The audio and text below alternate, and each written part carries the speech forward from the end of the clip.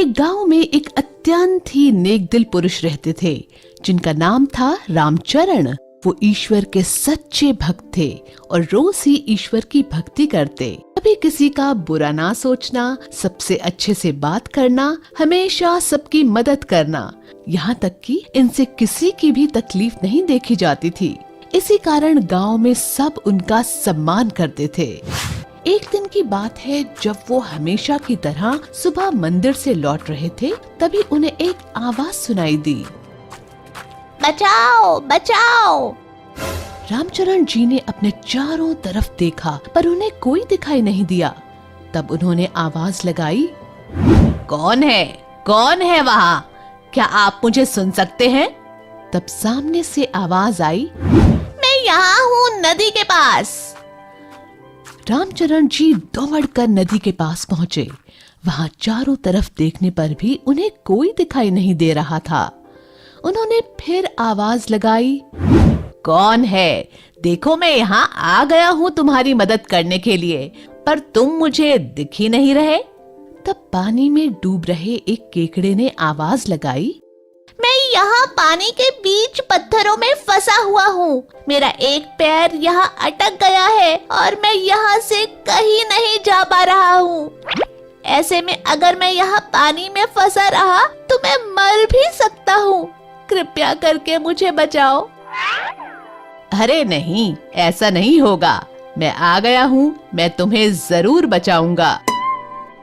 ऐसा बोलकर रामचरण जी ने बिना कुछ सोचे उस केकड़े की जान बचाने के लिए नदी में हाथ डाल दिया और उस केकड़े को पकड़ के बाहर निकालने की कोशिश की।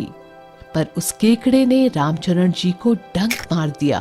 केकड़े ने उनके हाथ को बहुत जोरों से पकड़ लिया। इसकी वजह से रामचरण जी को डंक लग गया और रामचरण जी ने अपने हाथ को जोर से खींच लिया।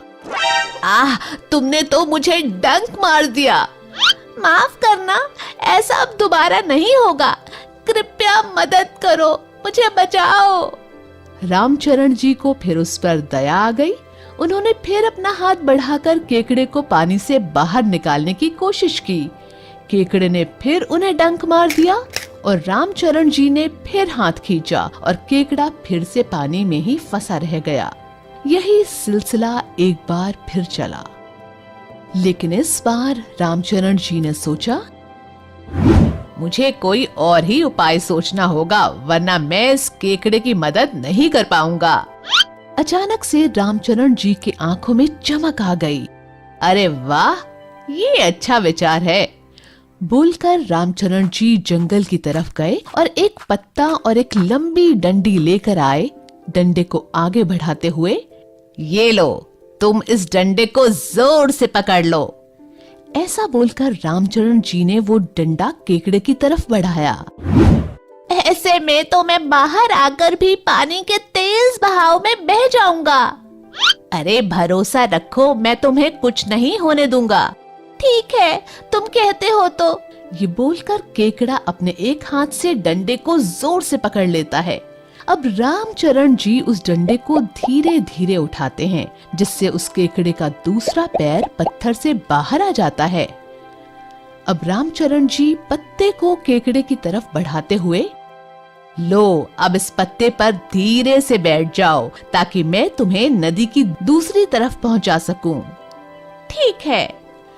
केकड़ा डरते डरते पत्ते पर धीरे धीरे बैठ जाता है।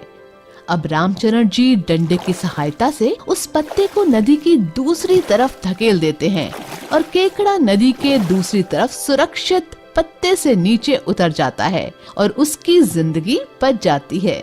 बहुत बहुत धन्यवाद मित्र, आपका ये एहसान मैं हमेशा याद रखूंगा। अच्छा, अब मैं चलता हूँ, अपना ख्याल रखना।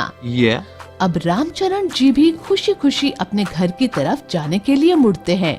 ये सब घटना वहीं पेड़ पर बैठा एक बंदर देख रहा था। उससे रहा नहीं जाता है और वो रामचरण जी से पूछ बैठता है, अरे मित्र, जब वो केकड़ा तुम्हें बार बार डंक मारे जा रहा था, उसने ये भी नहीं सोचा कि तुम उसकी जान बचाने की कोशिश कर रहे हो, तो फिर तुमने उसे बचाया ही क्यों? उसे डूबता हुआ ही छोड़ क्यों नहीं दिया? रामचरण जी मुस्कुराते हुए, मित्र, जिंदगी में हमें हर किसी से कुछ ना कुछ सीखने को मिलता है। अब इस केकड़े को ही देख लो। तुमने उसे डंक मारते तो देखा, पर तुम वो नहीं देख पाए जो मैंने देखा। आज उस केकड़े ने मुझे जीवन की बहुत बड़ी बात सिखा दी। तुम क्या कहना चाह रहे हो? मेरी तो कुछ समझ में नहीं आ रहा। जरा साफ शब्दों में बताओ ना।